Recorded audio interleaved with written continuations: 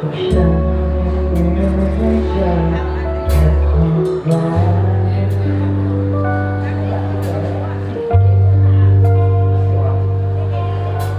ฉันยังคิดที่ไปอิจฉาตัวเองได้ไปที่เธอคำนี้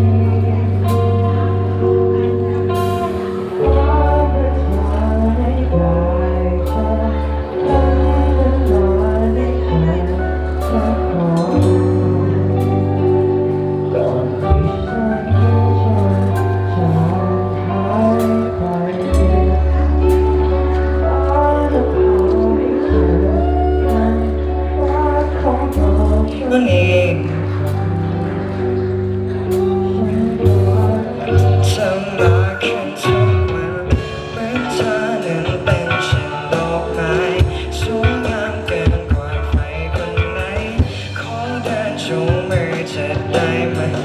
หัวใจฉันคงมีรอยยิ้มนั่งมองทุกทีน่ารักเหมือนครั้งแรกที่เราพบกันยังคงน่ารักเช่นวันนั้นฉันตกลงรักเธออีกแล้วฉันมองด้านซ้ายด้านขวาได้เธอไม่ได้สวยที่โบเพราะฉันโคตรเป็นคนกายไม่นั้นที่เธอนั้นอบกอดเด็กย้อนถึงตอนที่จีบกันนั้นยากกว่าข้อสอบฉะนั้นนั่งเป็นแต่คำถามส่วนเธอนี่แหละคือคำตอบ